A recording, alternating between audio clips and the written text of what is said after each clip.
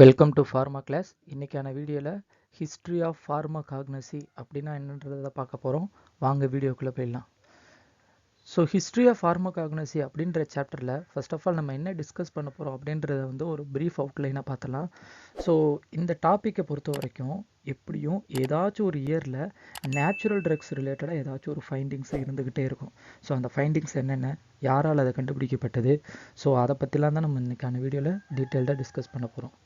So first of all பார்த்தீங்கன்னா 3500 to 1500 பிசியில் Indian system of medicine இருக்கு இல்லையா, Indian traditional system of medicine. So அதில் ஒன் ஆஃப் த சிஸ்டமாக இருக்கக்கூடிய ஆயுர்வேதாவில் ரிக் வேதா அண்ட் அதர்வ வேதாவில் மெடிசினல் பிளான்ட்டோடைய யூஸை பற்றி டீட்டெயில்டாக டிஸ்கிரைப் பண்ணியிருக்காங்க. 1600 பிசியில் எபர்ஸ் பப்பைரஸ்ன்றவர் டோம்ஸ் ஆஃப் மம்மி அப்படின்ற ஒரு டெக்னிக்கை இன்ட்ரோடியூஸ் பண்ணியிருக்காரு.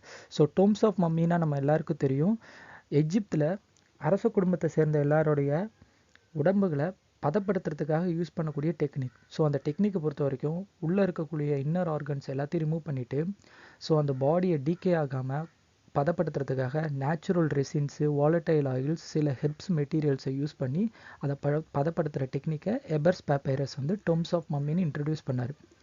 460 to 370 பிசியில் ஹிப்போக்ரேட்ஸ்ன்றவர் மெடிசினல் ப்ரொஃபஷனலுக்காக ஓத்தை இன்ட்ரடியூஸ் பண்ணுறாரு. ஸோ அதனால் அவர் ஃபாதர் ஆஃப் மெடிசின் அப்படின்னு சொல்கிறாங்க. 384 to 322 பிசியில் அரிஸ்டாட்டில்ன்றவர் பிளான்ட் அண்ட் அனிமல் கிங்டமை டீட்டெயில்டாக டிஸ்கிரைப் பண்ணார். அண்டு 370 to 287 பிசியில் தியோஃப்ரேட்டஸ்ன்றவர் பிளான்ட் கிங்டமை மட்டும் டீட்டெயில்டாக டிஸ்கிரைப் பண்ணார். அதை தொடர்ந்து 40 to 80 ஏடியில் டயஸ்கோரியாட்ஸ்ன்றவர் டி மெட்டீரியா மெடிக்கா அப்படின்ற அவருடைய புக்கை டிஸ்கிரைப் பண்ணுறாரு. ஸோ அந்த இன்ட்ரடியூஸ் பண்ணுற அந்த புக்கில் thousands of plant and animal ப்ராடக்டை பற்றி சொல்லியிருக்காரு. அதை தொடர்ந்து 1300 to 200 ஏடியில் கெலன் அப்படின்றவர் நேச்சுரல் கான்ஸ்டியூன்ஸை எப்படி ஐசோலேட் பண்ணி அதை ட்ரக்காக மாற்றுறது அப்படின்ற மெத்தட்ஸை ஃபஸ்ட்டு இன்ட்ரடியூஸ் பண்ணுறாரு. ஸோ அந்த ப்ரொசீஜர்ஸை கெலானிக்கல்ஸ் அப்படின்னு சொல்கிறாங்க. அது மட்டும் இல்லாமல் கேலன் தான் first pharmacist of the world அப்படின்னு மென்ஷன் பண்ணப்படுறாரு. அதை தொடர்ந்து 1785ஆம் ஆண்டு வில்லியம் வித்ரோயிங் அப்படின்றவர் ஒரு ஆர்டிக்கலை பப்ளிஷ் பண்ணுறாரு. அந்த ஆர்டிக்கலில் டிஜிட்டாலிஸ், அதாவது Cardia glycoside and there action on CVS சிஸ்டத்தை பற்றி டீட்டெயில்டாக டிஸ்கிரைப் பண்ணியிருக்காரு. ஸோ அதை தொடர்ந்து 1806 சர் டர்னர் அப்படின்றவர் ஃபஸ்ட்டு அல்கலாய்டை ஐசோலேட் பண்ணுறாரு. அந்த ஐசோலேட் பண்ண அல்கலாய்டோட பேர் என்னென்னா மார்ஃபின்.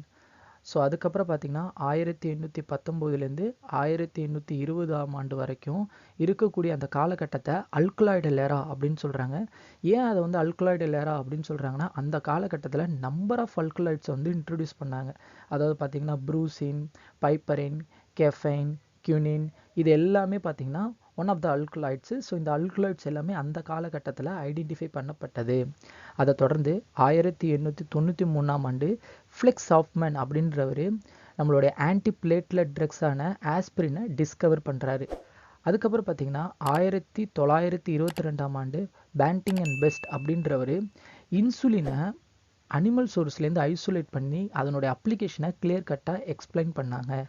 அதுக்கப்புறம் 1928ஆம் ஆண்டு சர் அலெக்சாண்டர் ஃப்ளமிங்ன்றவர் பெனிசிலின் ஆன்டிபயோட்டிக்கை இன்ட்ரடியூஸ் பண்ணுறாரு. ஸோ அதுக்கப்புறம் 1944ஆம் ஆண்டு வாக்ஸ்மேன் அப்படின்றவர் ஸ்ட்ரெப்டோமைசினை டிஸ்கவர் பண்ணுறாரு. ஸோ இதெல்லாம் தான் major findings of natural medicines அப்படின்னு சொல்கிறாங்க. ஸோ அதை தொடர்ந்து மாடர்ன் ஃபார்மகாக்னசி அப்படின்னா என்னென்னு பார்க்க போகிறோம். ஸோ மாடர்ன் ஃபார்மகாக்னசியை பொறுத்த வரைக்கும் நிறைய டெக்னிக்ஸ் இருக்குது. ஸோ ஒவ்வொரு டெக்னிக்ஸும் ஒவ்வொரு கான்ஸ்டியூன்ஸை ஐசோலேட் பண்ணுறதுக்காக யூஸ் பண்ண போகிறோம். ஃபார் எக்ஸாம்பிள் இப்போ பார்த்தீங்கன்னா, இப்போ நம்ம நிறைய அல்கலாய்டு கிளைகோசைட் பார்த்தோம் இல்லையா. ஸோ அந்த ஒவ்வொரு அல்கலாய்டு கிளைகோசைட்ஸை எப்படி ஐசோலேட் பண்ணுறது அப்படின்ற டெக்னிக்ஸை தான் நம்ம மாடர்ன் ஃபார்மகாக்னசியில் பார்க்க போகிறோம். ஸோ இந்த டெக்னிக்கை பொறுத்த வரைக்கும், மாடர்ன் ஃபார்மகாக்னசியை பொறுத்த வரைக்கும் ஒவ்வொரு கான்ஸ்டியூன்ஸையும் நம்ம அதை எக்ஸ்ட்ராக்ட் பண்ணுறதுக்கு நிறைய ப்ரொசீஜர்ஸை யூஸ் பண்ண போகிறோம். ஸோ எக்ஸ்ட்ராக்ட் எக்ஸ்ட்ராக்ஷன் முடிச்சதுக்கப்புறம் எக்ஸ்ட்ராக்ஷன்னாலே மொத்த கான்ஸ்டியூன்ஸும் எடுக்கிறது தான். ஸோ அப்போ அதை எடுத்ததுக்கப்புறம் அதில் இருக்கக்கூடிய ஒரு பர்டிகுலர் கான்ஸ்டியூண்ட் மட்டும் தனியாக பிரித்து எடுக்கிறதுக்கு நம்ம குரோமோட்டோகிராஃபிக் அப்படின்ற டெக்னிக்கை யூஸ் பண்ண போகிறோம். ஸோ குரோமோட்டோகிராஃபியை பொறுத்த வரைக்கும் நிறைய டெக்னிக்ஸ் இருக்குது. பார்த்தீங்கன்னா டிஎல்சி, ஹெச்பிஎல்சி, இசி, ஸோ அந்த மாதிரி நிறைய டெக்னிக்ஸ் இருக்குது. ஸோ அந்த கான்ஸ்டியூன்ஸை நம்ம ஐசோலேட் பண்ணியாச்சு. இப்போ ஐசோலேட்டட் கான்ஸ்டியூன்ஸை நம்ம வந்து ஸ்ட்ரக்சரல் எலுசிடேஷன் பண்ணணும் இல்லையா?